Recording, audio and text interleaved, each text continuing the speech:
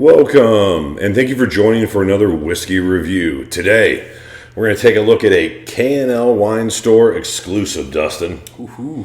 This is Mystery Islay 1997 blended malt Scotch whiskey.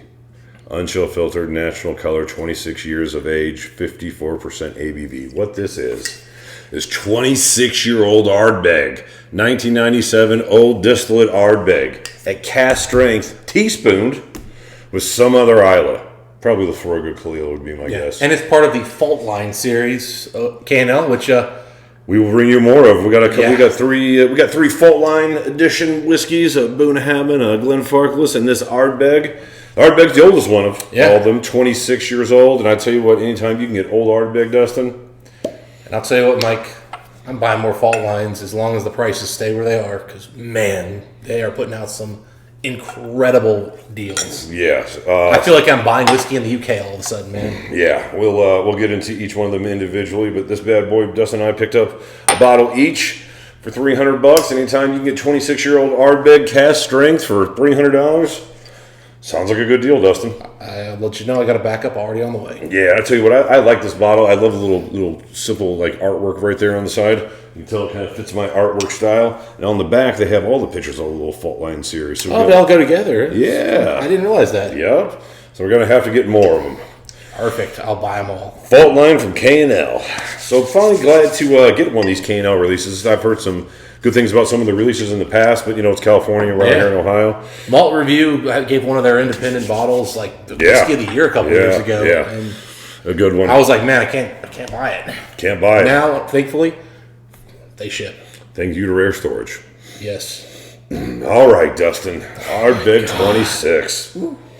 And right away, you're getting old, mineral, metallic, beautiful Ardbeg. I'm getting so much sweetness up front here, Mike. It's crazy. It's so sweet initially that you don't even pick up that it's smoky. And then there's a citrusiness on the back end.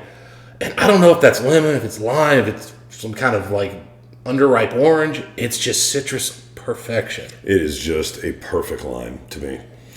The new Ardbegs I get lemon lime, but this one to me is just a perfect lime, a perfect smoky lime. And then instead of getting like classic peat, as I kind of dig in, I start getting subtle smoke from like charcoal. And then I smell a little more and I start getting a little bit of wood smoke. It's very interesting and subtle. Yeah, it's almost like either white chimney smoke or white coal. Like when the coal goes white, it's that sort of smell. There's a little bit of plasticine in here. To me, it's just that twinge of metallic. I'm not getting any metallic. A twinge of that old school Ardbeg metallic, in the best possible way, though. I'm getting kind of. Okay, I could see a metallic smoke. Yeah, I get what you're going. And here's that cooling. It's a cool metallic. It's a cool lime. A little bit of mint now coming through to your note on the cooling. Yep, absolutely. Oh, man, that funky, like, clay dirt note is really coming through. Ardbeg wasn't as predominant with their smoke note as the other two Southern Isles, Lagavulin and Lafroig, but it's deep. Once you get to it, it's a deep smoke note. Dense smoke. This smells absolutely nothing like modern Ardbegs either. It is so much different. Old still, Dustin. 1997, when they were just running it. You know what I mean? Yeah, this was during that whole dark age where they were like, well, we got to keep it running. Yeah, I have no idea what the cask maturation is. I mean, I'm sure it was probably something similar like to the 20-something series. You know what I mean? Where they, probably had a long maturation and some relatively unimpressive ex-traditional oak casks. It's got enough color where I could see some first... It could have been a first fill bourbon. Maybe they transferred it or something. I mean, it doesn't say anything about that, though. So. You're right, it doesn't. And you're right, if it was one barrel the whole time, this barrel did a nice job. Or these barrels did a nice job. I think it said hogshead on here. Am I mistaken? And I forget how many bottles of this there were. They're like two or 300. It's a single hogshead. Yeah. So, there weren't a lot of bottles, 200 some. I'll post in the description. Yeah, but it's got a nice color given that it is, even at 26 years old, I mean, if this had been, like, I think this is darker than the 22-year-old, for example, I agree. believe. And definitely the 21-year-old. That was the light one. Mm-hmm. This is such an aristocratic smoke, which I usually only say about Lagavulin, but just such a rich, stately smoke here. A little bit of like Smarties or something coming through now. It's like a sugary candy, but it's a little bit fruity. Sure. Yeah, you're right. A little bit of Laffy Taffy. Yeah, you gotta like kind of let it sit there, let the sweetness billow up, because then when you come back, it gets smoky. The smoke's really starting to it's trying to take over every time you clear the glass. Here comes a little bit. Here comes a bubblegum note too. A little bit of Hubba Bubba and sugar. Oh, I was thinking more like a fruity bubblegum. Well, we say Hubba Bubba. I mean, Hubba Bubba to me is fairly fruity, but it's really got a lot of sugar on it. But again, with a ton of smoke. I was thinking like that, like the striped gum. Yeah, this to me, even on the nose, and this. I mean, we're just we haven't got to the palate or the finish yet. Even on the nose, this is just far superior, like what the 19s were, or even the 20-somethings, in my opinion. I mean, you could put this next to like the 22 or 23 on the problem with those, of course, is they've been proofed down a bit. Mm-hmm. The oiliness and richness coming through on this, I think it's just only 54 something. I mean, we're not talking about super 54 even. Mm-hmm. We're not talking about anything crazy, but it's got an oiliness and richness that those do not have. Correct. So this is finally, I mean, again, it's an independent bottling, not an official Lefroy bottling, but here's another scenario where, just like with Springbank, so many of them are at 46. When you get one that's just cast strength or, higher ABV, it just comes off so much denser and richer. Absolutely. It's well done. It's nice. Now, I don't know if this is really going to stand out against like some of the 30-something Kalilas, independent or official. I don't think maybe not on the nose. I don't think it's going to stand out against like a 25-year-old Lefroy as far as being a level above. But it's really nice whiskey, and it's really well done. And it's very, again, I keep saying this today, but this is another example of really approachable up front, but that assertive smoke on the back end probably is what's going to make this a Islay whiskey only kind of a nose. And it may scare off even a few people expecting something a more peat forward. This is smoke forward. More aggressive on the palate. Smoke. A very mineral moss on stone, lemon, stinging smoke. Man, it's big smoke. Dense, oily. You don't get Lefroy dense and oily like this very often. Great mouthfeel. So aggressive. Man, you feel the alcohol in this to some degree. Beautiful oak.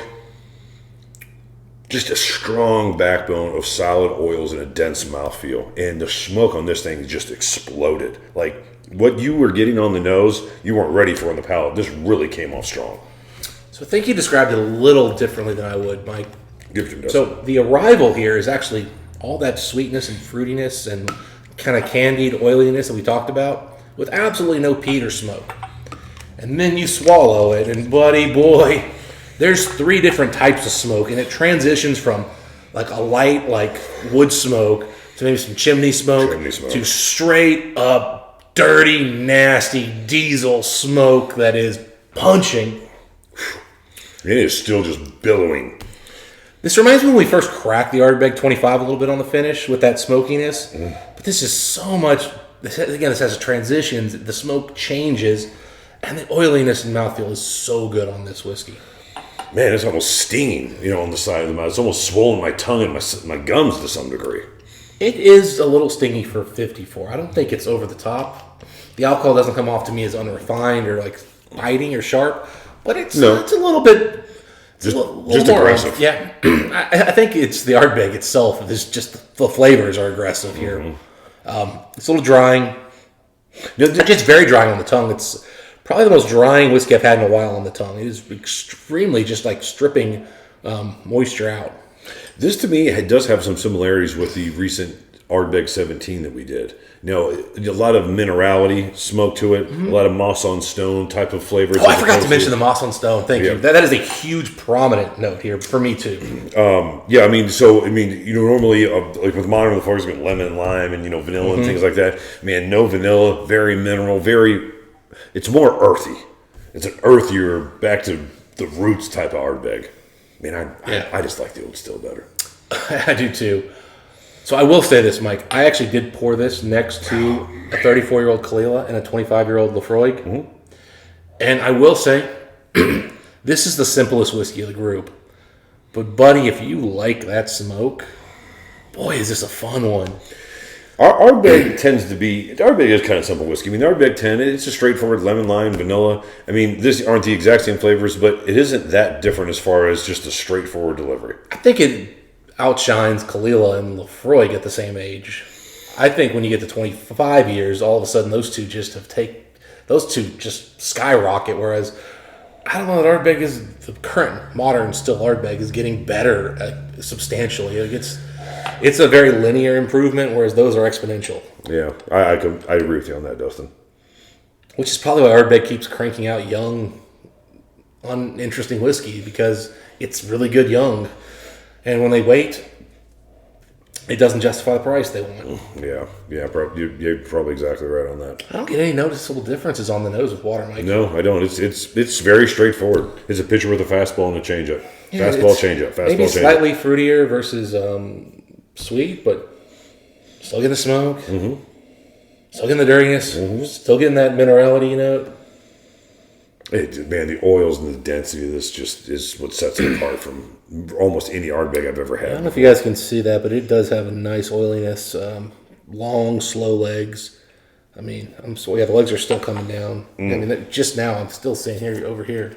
That one's not even come down yet, but it's about to. I got more legs over here coming. I mean, Los Toro, we're talking about some old Ardbegs that, were kind of produced during that kind of shutdown-esque period. Mm-hmm. What cask did they put them in? How good was it? That sort of thing. They were just filling a few things up. And smoke. I told them we were getting one. There's right up that line. We'll see what it's like. As opposed to like the 20-something series, where I feel like they tried to save them with some aggressive cask finishings. On say like the 23 and the 22. I wouldn't call the 22 aggressive, but they definitely did recast it. Correct. This, I think it was just, you were probably right, it was probably just in one cast the entire time. And just went all the way, and it did a fairly slightly above average job. Yeah, I mean, this was definitely, in my opinion, intended for blending. The way it's so approachable and easy up front. There you go. Very much comes off as something you'd want in a blend that you wanted to add some smoke to. Mm-hmm. By the way, delicious blend. Yep. Like, this was excellent whiskey to put in a blend. Mm-hmm. But it probably wasn't, like, intended to be that special thing. That said, that finish would not be suitable for a blend. It somehow took on the most aggressive smokiness I've had in a while, Mike. I'm sure we've got some more smoky whiskeys out there. Well, I mean, how many times do we say, like, the Ardbeg 25, like, that was the smokiest Ardbeg that we'll ever report? This is just a super smoky one. This experience kept getting more aggressive. Like, nose was a little subdued. Palate came alive. Finish, it burnt down the house. Yeah.